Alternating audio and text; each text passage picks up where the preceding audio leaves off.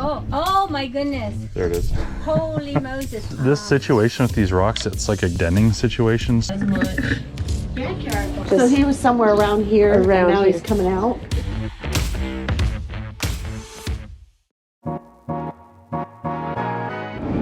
Good morning, everybody. I'm headed to a call in Goodyear. Got a rattlesnake coiled up by a front door. I'm not too sure what the little weirdo's doing. It's freezing out. It's because I was cold in my house, so it's probably real cold on that patio. We got like 3 more cold days, and then it looks like it heats up and it's not dropping like it's been. So it looks like we're gonna get into the 70s and stay in the 70s and the 50s at night, which is great. Bring it, snakes, bring it. Hi, how are you? Great. Little baby. I guess, oh, you probably have that little wash down there, huh? Yeah, there's a trail. Little baby. Yeah, I'll look around and see where maybe he came from, because he was somewhere else that was obviously like warmer, but your front yard doesn't look like it has much. Backyard bite. You have a little dog, so I'm glad he chose the front door. No. Alright, let's see what you got going on. Well, sometimes they'll be up in like houses like that, but sometimes also they'll stay in these. Oh, really? Oh, yours is packed with dirt. So they need like really deep cover, and then sometimes on nice days they'll come out. So he was close for the majority of the winter. So he was somewhere around here, and now he's coming out? He came out for the sun yesterday, and he just didn't go back. He would eventually. Good morning. It is a chilly February morning, and there is a snake of unknown type under a trash can in Fountain Hills. So I'm headed there as fast as I can. Can't wait to see what it is. Hopefully it's a rattlesnake. Hello. Let's grab a couple things.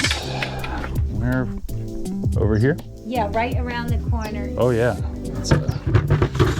What is your name again? My name's Brian. Brian. Nice to meet you, Brian. Thank you for saving the day. No problem. That is a Western Diamondback. Oh my goodness.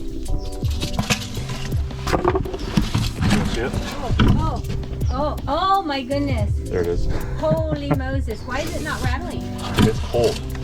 It's cold and sleeping. I want to show you this picture too. Sure. This was October. In this area and that area, there were 2 snakes. They sent me a picture. Oh yeah, those are also Diamondbacks. Yeah. Well, this situation with these rocks, it's like a good denning situation. So we had 2. That was October, and then in November, my husband in this area encountered another one. He couldn't call him because he was catching a flight. This type of snake, is it real common here? It's very common. It's the most common type of snake that you're going to see it's here. A bad bite, huh? It is, yeah. But they do their best to try and avoid that, though. Their whole life is around avoiding it. Even if you stepped on it, its first instinct is not to bite. It's to try to get you away. You know, so it might rattle then and it'll try to flee or something like. So the stories about them are, I've never been chased by a rattlesnake. I've never had one act aggressively towards me. I've had them try to prevent their own death, but you know, I've handled thousands of them. All right, I'm gonna go walk around the back. Can I go into the backyard as well? Oh, of course. Okay.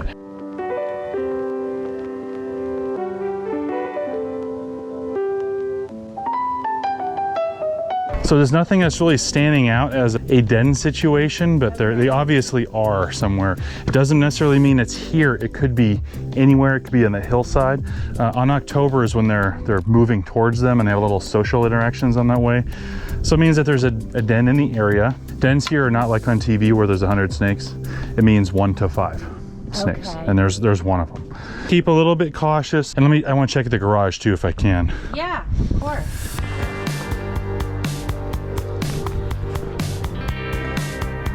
This is one of those ones where the nature of the private land around the mountain makes it very difficult to find a good relocation spot. So going on a nice big long impromptu hike to do a big circle to get it back to habitat that it can use, and also make sure it's not going to just crawl right back to the homeowner's place. So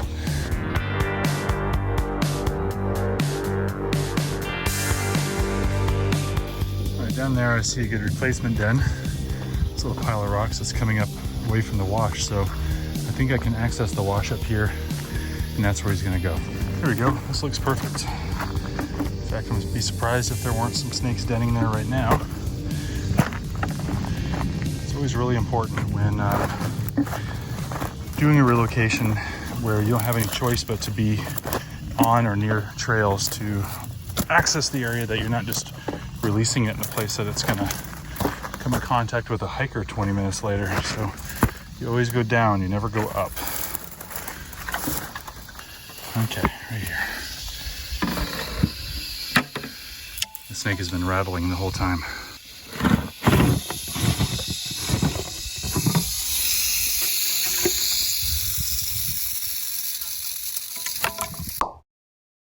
So when I was driving away from that one, I looked at the neighbor's house, and it's just a big rock wall. Like they took a rock wall and put it on top of another rock wall, and then put another one behind that, and then they put a house in it. So they basically created the perfect rattlesnake habitat. So I think all this is of her house is just some spillover.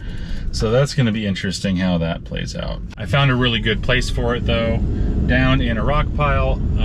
It's not going to be back to that spot. It's a really good place to spend the winter for a rattlesnake. So I'm going to go grab some lunch.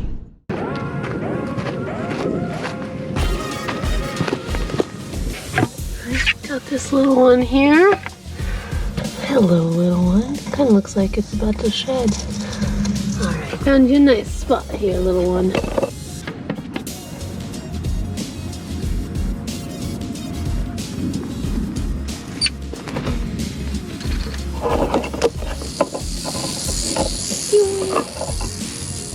See you, buddy.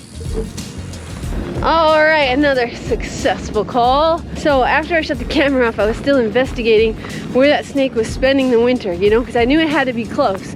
So I looked at her garage, and she has a huge gap in the side, you know, big enough for an armadillo to fit through, huge.